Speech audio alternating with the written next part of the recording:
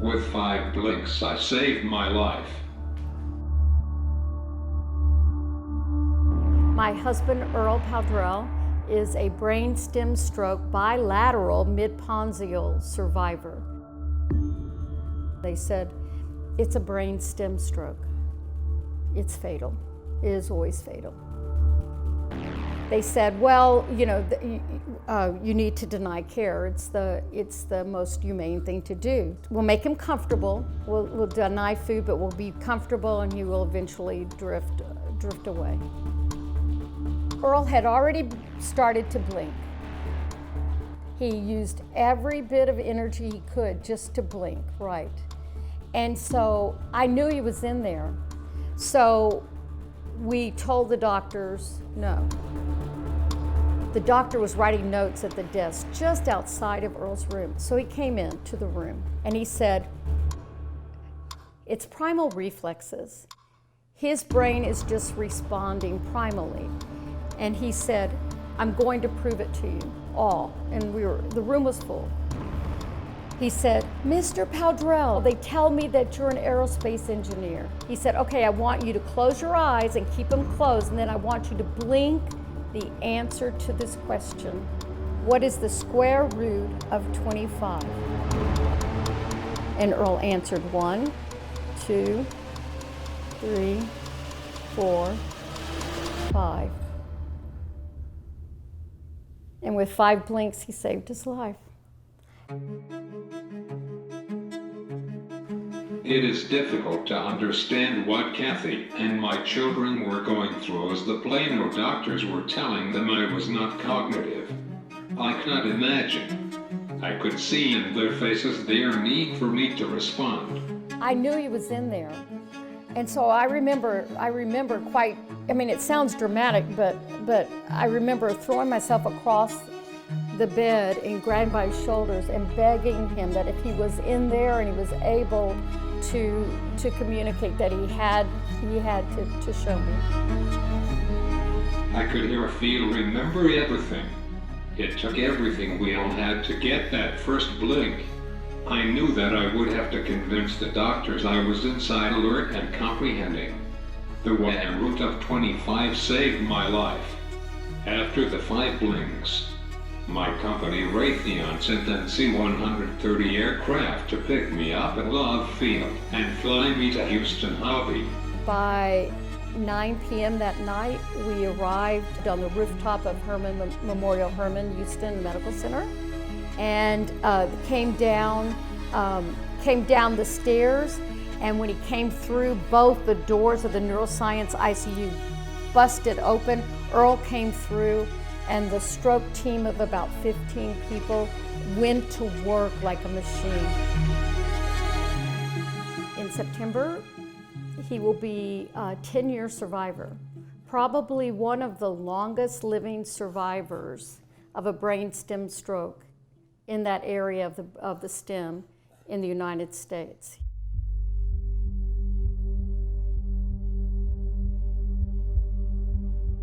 I was on top of the world when the stroke occurred. I had just moved into my company apartment. I felt energetic, ready to work in the Dallas area. On Monday, I went to work. This would be my last day before the stroke. I was all by myself. My best friend at work in Dallas was on vacation. It was the perfect storm. Earl had been working on a top secret military project, and because it was top secret military, he had to, when he checked in every morning, he had to leave his cell phone, his keys. So there were gaps of communications at times, but never surely longer than, I would say, 12 to 15 hours. And I got no response. That was on a Tuesday afternoon. I did not hear from him that night, and at 8 o'clock I thought, it's very strange. And I called him at 9 o'clock, at 10 p.m., and at 11 p.m. Started calling him about every 30 minutes after that, with no response. Earl types as he remembers A couple of things on that day. He had the stroke about 7:30 in the morning. And the issue was that no one reported Earl missing.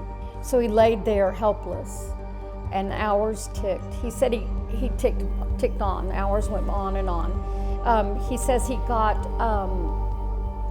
really concerned because he heard the coffee pot explode, and he was afraid the apartment might catch on fire.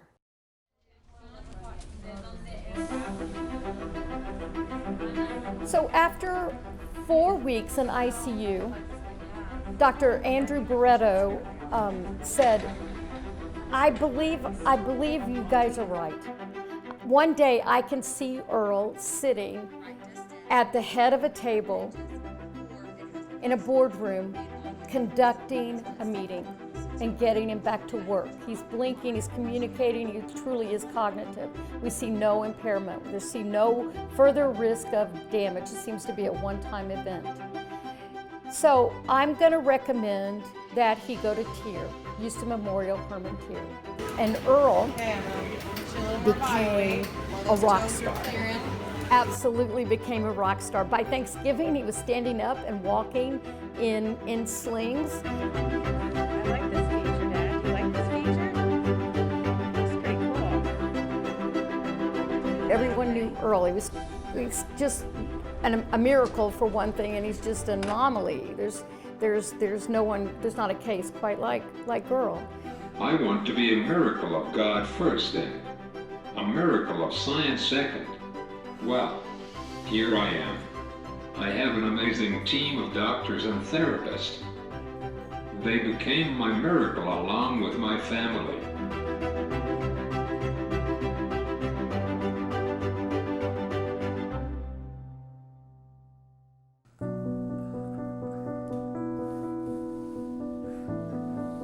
Kathy works hard at Friendswood High School.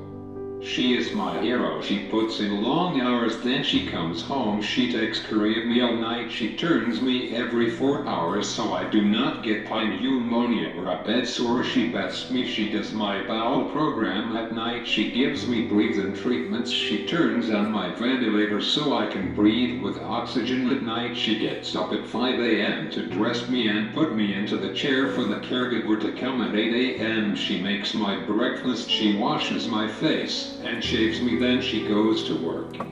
No one gives her a day off. I have seen her tears, I have heard her cry, but she will not give up. She is my hero. We advocate together to fight this stroke. Failure is not an option.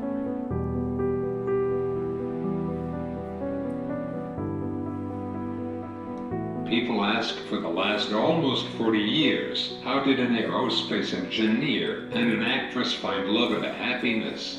We met after a NASA contractor approached me asking if I had any interest in audition for a local production of Macbeth, so I auditioned and agreed to do the production.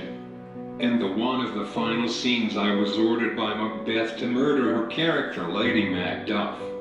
It could be said it was love at first stab. There was never any doubt that she was my love of my life.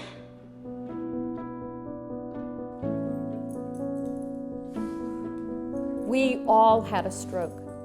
We all had a stroke.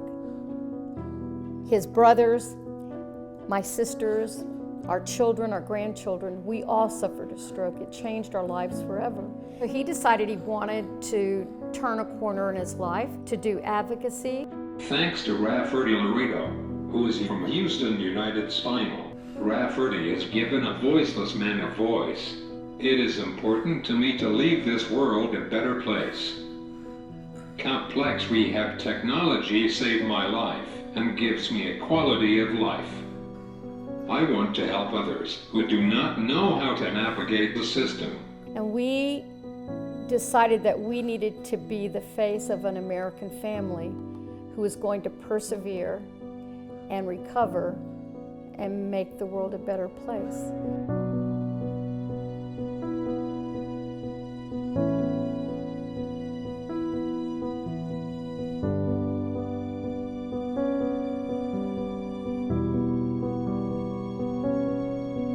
You don't have to cry. You need to be happy.